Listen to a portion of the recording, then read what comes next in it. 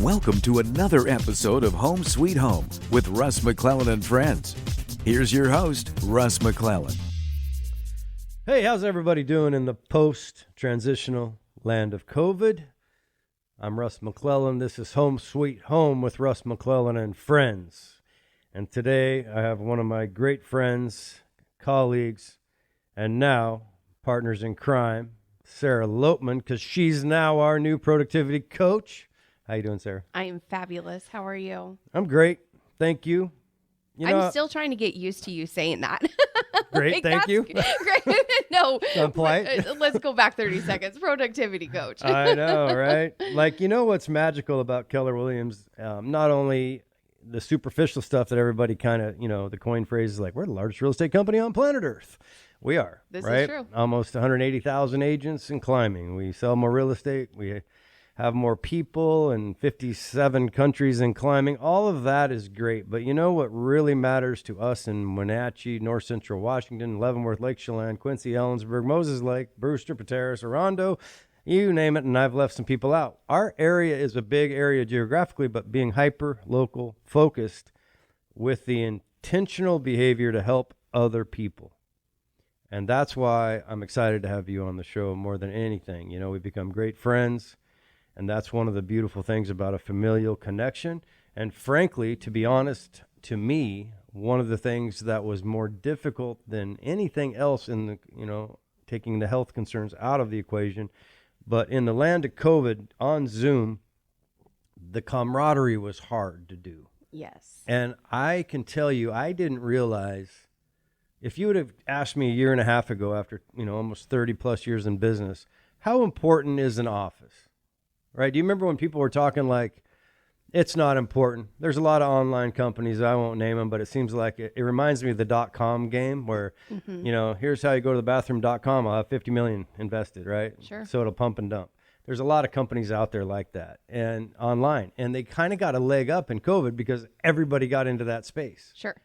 Right. So how do you feel? Because I feel like I wouldn't have thought about the colleagues that we work with and what isolationism does to people versus coming to an office and interacting with training and synergy and, whatever. Right.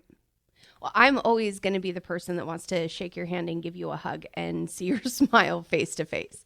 But I think what was interesting to me to kind of see how everything evolved is even people who would prefer to stay home and prefer to do Zoom meetings. It seemed like the first half of COVID, it was exciting.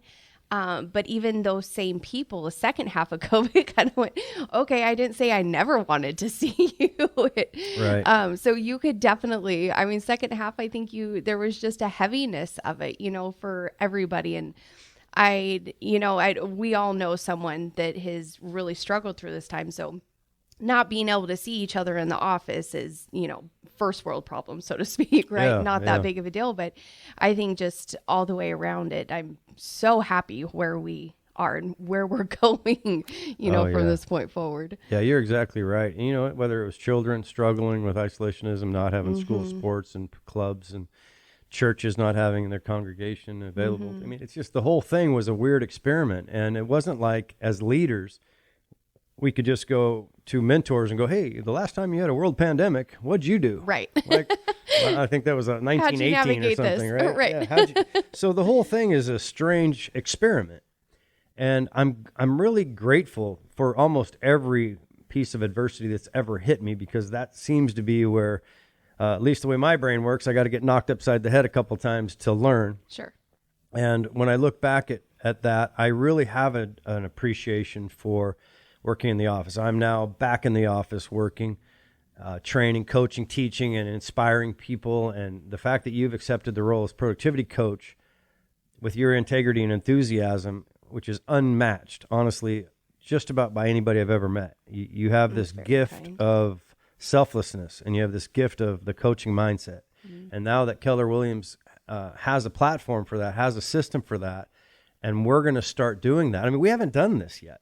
right? We've got the number one in agent count and I think number 2 or 3 in volume overall in less than 3 years without a productivity coaching program. Right. Doesn't mean Imagine what's to come. Right. Doesn't mean we weren't coaching. I mean, we were all kind of coaching in different ways, but the beautiful thing about Keller Williams is it's a systems and models company. And one of the most successful people in Keller Williams, I mean, we're talking mega successful. He likes to say success is boring. And for me, it's probably when I look back at my career, 3 decades worth, I was finally getting pretty exhausted at reinventing the wheel every day. Waking up, what am I going to do today? Sure. How am I going to go get new business today? So Keller Williams was the company that attracted me when 3 years ago when I started working in this program of getting into a franchise and getting into a system and getting that leverage. So with you at the helm, I'm just excited because not only are you walking the walk, you've become a very successful agent, but I think you're super inspirational to everybody that meets you. And I'm really excited about all the people that don't know you, right, in this new role. And I thought maybe, during these 3 segments, we could just kind of talk about your story. Because I think as people sit there in this transitional period out of COVID, and for the first time in maybe a year and a half, people are going to have to start paying rent again. Yeah. People are going to have to start paying a mortgage again. Right. And if you've done anything for a year and a half, right, and you have to change, it's scary. And this is going to be a hard stop for a lot of people, meaning today you start paying. So whatever lifestyle you've created for a year and a half without that payment, and, oh, by the way, you got government money. Right. So it's going to be, although not strange in the historical perspective, as people usually have to pay rent to live somewhere. Sure. That's not weird. But what is weird is a year and a half's a long time and that's enough time to develop a different life. It is. And so I think there's people out there right now whether their job is not exactly what they're hoping for. Right. Or maybe they're wondering, how can they make more money so I can get my kids AAU basketball shoes? Mm-hmm. Or maybe I'm a rock star at what I'm doing and it makes me a ton of money, but I'm just not digging it. I'm ready for a change and I want more flexibility, or I want more time back so I can spend more quality time with my family, and I think I can do real estate. So maybe we could just kind of dive in from the beginning, like go back in time 3 years and tell people your story so they can maybe relate to it and be inspired by it, if you don't mind. Not at all. It was within a matter of maybe 24 hours of me thinking, well, so take a few steps back even further than that. Been wanting to get into real estate for many years. Raising 3 extremely busy kids. My mindset then, which I really wish I could go back in time and change that. But my mindset then was there's no way that I have time to do my schooling and to get into real estate. And bartending and serving tables, like my mindset was I had more flexibility of time then to be able to spend with my kids, go to their games, support them how I could. And real estate, there's just no way that I thought real estate would support that. And what I know now would do anything to go back and change that. But it is what it is at this point.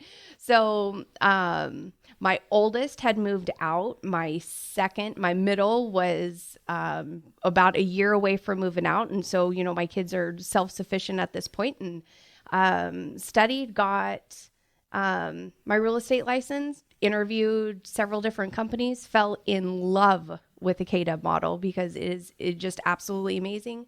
We were talking about this the other day. I put a lot of thought into where I wanted to be and where I wanted to hang my license because I wanted it to be where I was forever. So joined here before we were even Keller Williams. Fell in love with the office and everything else that it stands for. And it's been awesome to be here from the beginning and to, with anything, you start it from the ground up, you're going to have a couple bumps in the road and you're going to surpass it and you're going to be better because of it. And I've been able to do that myself, but I've also been able to be with the office along the way as they've done that as well. Yeah. So you can empathize with people for sure that are sitting here listening to you talk. What was it that finally got you to get over the fear? Because would you say that fear in one way or another was the reason why you weren't already jumped in. Like, oh yeah, definitely. Yeah. And it took boredom for me to go, okay, this is not fun. Life is not fun right now. What do we need to do to move forward? It was like, usually anything that you look at that excites you, the fear comes along with that. And so I was ready to overcome the fear for the excitement, I think is the best way to describe that. Yeah. And it's sometimes a scary, dark place right before you make that change. It's almost like hitting bottom. It's almost like you get to a point where you recognize we're not immortal. Right. And the minutes, the sand keeps coming out of that hourglass going, a day goes by, a week goes by, a year goes by. Right. Here I am. And frankly, then I've seen so many people that get a little older, 30s, 40s, 50s, 60s even, and they want to make a change. And they're like, well, it's too late. Oh my gosh. I thought that too. I'm 35. What am I doing? I can't do that. And then you start, you get inspired by people who've already done it, really. Getting tired of being tired, and then that fear becomes fuel. And all of a sudden realizing that you're no different than anybody else. We all fail our way forward in life, right? That's the beautiful thing about the unknown. It's exciting and sometimes it sucks. But the other challenge, and we'll get into it in the next segment as we wrap this first segment up, it's really authentic, right? Like your story is so authentic, and that's what Keller Williams is all about. It's not hype. It's about the real change. And now that we're coming out of COVID, we're going to make this thing happen like you've never seen before. I'm excited. All right. When we come back in the second segment, talking with Sarah Lopeman, Keller Williams, productivity coach. Keller Williams, you make dreams come true. Sweet home, sweet